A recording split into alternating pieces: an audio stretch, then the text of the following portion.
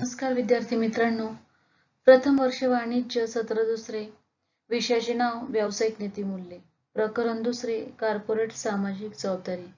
विद्यार्थी मित्रांनो, मागील लेक्चरमध्ये आपण कॉर्पोरेट सामाजिक जबाबदारी या प्रकरणाला सुरुवात केलेली आहे. या प्रकरणातील कॉर्पोरेट सामाजिक जबाबदारी म्हणजे काय ही संकल्पना समजून घेतलेली आहे. सामाजिक जबाबदारीच्या अर्थ, व्याख्या यांचा अभ्यास केलेला आहे. तसेच कॉर्पोरेट सामाजिक जबाबदारीचे वर्गीकरण कशा प्रकारे केले जाते, भागधारकांबाबत व्यवसायाची कोणती जबाबदारी आहे, कर्मचाऱ्यांबाबत व्यवसायाची कोणती जबाबदारी आहे, याचाही आपण अभ्यास केलेला आहे.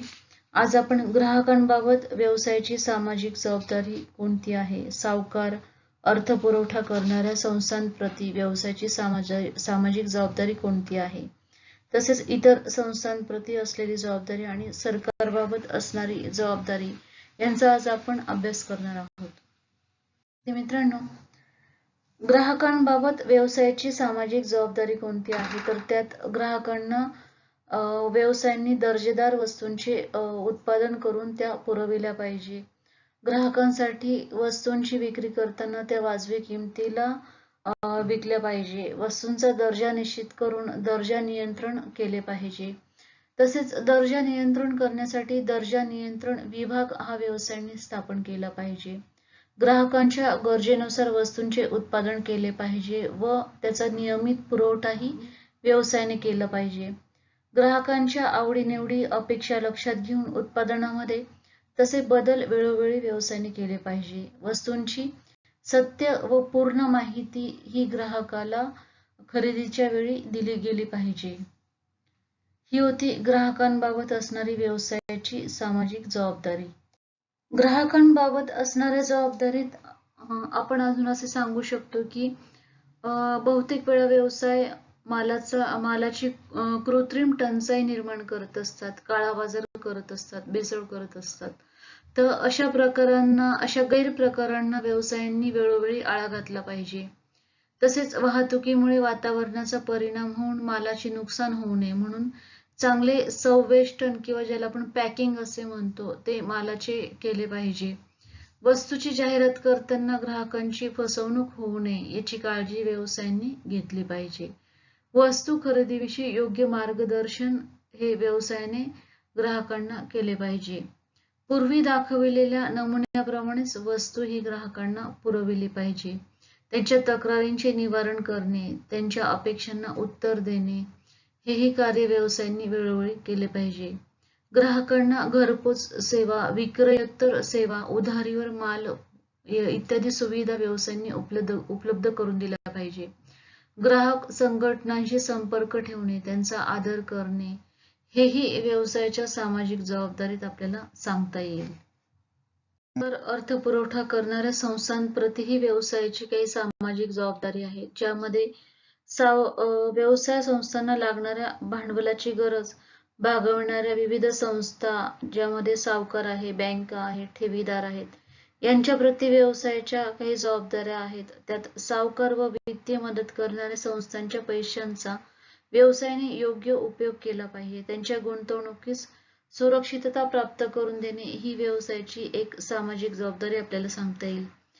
निश्चित दराने व नियमित व्याज हे व्यवसायांनी दिले पाहिजे. कर्जाची परतफेडही वेळेवर केली पाहिजे.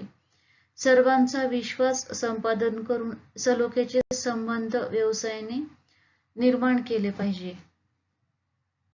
व्यवसायाची इतर संस्थांप्रती सुद्धा काही जबाबदारी आहे. इतर संस्थांमध्ये वाहतूक संस्था आहेत, कच्च्या मालाचा पुरवठा करणाऱ्या विविध संस्था आहेत, गोडाऊन्स आहेत, इत्यादींप्रती व्यवसाय संस्थेने आपल्या जबाबदाऱ्या पार पाडल्या पाहिजे. याविषयी आपण असे सांगू शकतो की आपले उत्पादनाचे कार्य सुरळीतपणे चालावे म्हणून ज्यांचा प्रत्यक्ष किंवा अप्रत्यक्षपणे सहभाग असतो त्यांना त्यांचा मोबदला वेळेवर व्यवसायाने दिला पाहिजे. त्यांच्याशी सलोख्याचे संबंध सुद्धा व्यवसायाने निर्माण केले पाहिजे. सामाजिक जबाबदारीच्या वर्गीकरणात सरकारबाबत व्यवसायाची असणारी जबाबदारी आपण आता बघणार आहोत. त्यात आपण असे सांगू शकतो की विविध प्रकारचे कर प्रामाणिकपणे व नियमितपणे व्यवसायांनी भरले पाहिजे.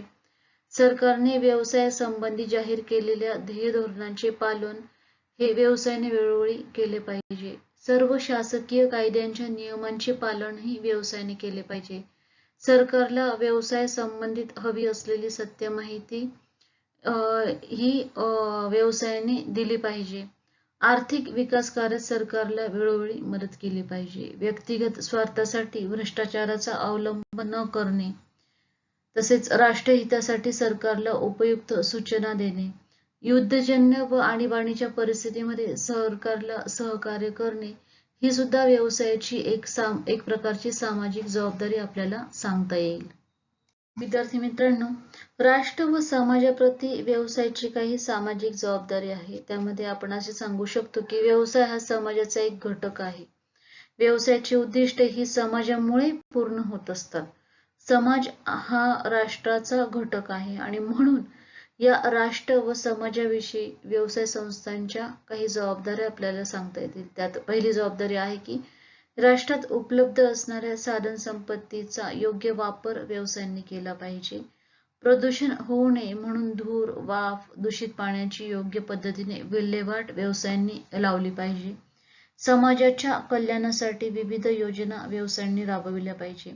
व्यवसायाचे केंद्रीकरण होऊ नये याची काळजीही व्यवसायाने घेतली पाहिजे.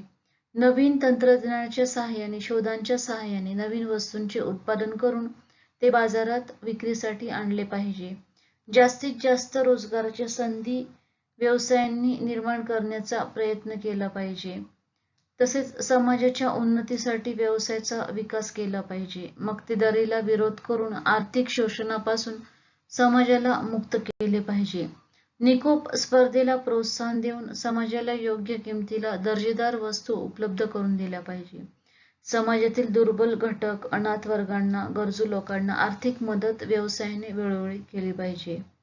नैसर्गिक आपत्ती निर्माण झाल्यास आपदग्रस्तांना मदत ही व्यवसायाने त्यावेळी केली पाहिजे.